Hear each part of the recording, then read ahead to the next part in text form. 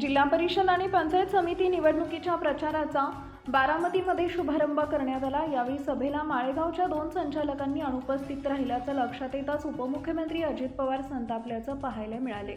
तुम्हाला पदं हवी असतात तेव्हा तुम्ही सारखं येणार आणि आता असं वागणार, मला हे अजिबात चालणार नाही असा इशारा देत त्यांनी या दोन्ही संचालकांना भेटण्यासाठी निरोप पाठवला।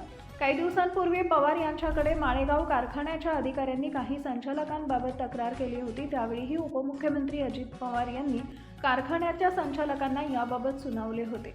माळेगाव कारखान्याचे संचालक नक्की करतात तरी काय याबाबत सवाल उपस्थित केला जातो आहे। तसेच सर्वसामान्य जनता माझ्यासोबत आहे, त्यामुळे कुणीही मला पदाधिकारी काही करत असतील तर फरक पडणार नाही, तुम्ही विनाकारण उघडं पडू नका असा गर्भित इशारा त्यांनी दिला।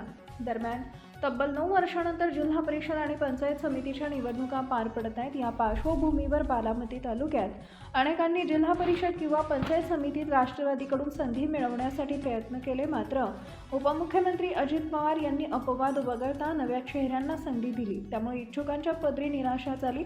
त्यातूनच अनेकांनी पक्षाच्या या निर्णयावर नाराजी व्यक्त करत या निवडणुकीत तटस्थ राहण्याची भूमिका घेतली आहे। हीच बाब लक्षात घेऊन अजितदादांनी जाहीर सभेतच पदाधिकाऱ्यांची कानउघडणी केली। माझी तुम्हाला विनंती आहे, मी सगळीकडे फिरत असताना कुणी काही वेडवाकडं सांगितलं, कुणी तरी त्याचं ऐकू नका। मला सांगा दादाराव, तुमच्या तिथं ती बोलतोय एक आणि इथं येऊन सांगतोय तिसरं, रात्री एक दिवसा एक असला अजिबात नाही, ते उघडं पडतं, असं करू नका। त्याच्यामधनं काही तुम्ही मिळवणार नाही। त्याच्यातनं समाज सर्वसामान्य माझ्याबरोबर आहे, तो राहणारच आहे, कारण मी त्या सर्वसामान्य समाजाच्या बरोबर आहे। परंतु कुणी स्वतःला उघडं पाडू नका। मला सगळ्या भागाला सांगायचं आहे। पण योगेश आलाय का रे?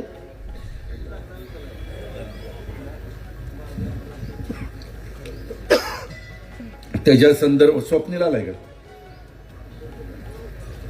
त्याचं डायरेक्टर झालं, त्याच्या बहिणीला नगरसेवक पद झालं की काम संपलं का? कुठे हा आईला चुकून बहिणीला म्हणलं। आता एवढ्या ह्याच्यात जरा चुकतंय, समजून उमजून घ्या मला।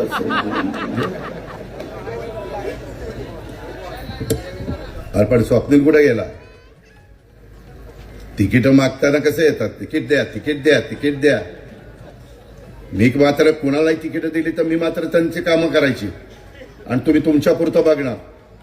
उद्या सकाळी भेट म्हणा मला तिथं, योगेशला पण भेटायला सांगा, स्वप्नीला पण भेटायला सांगा।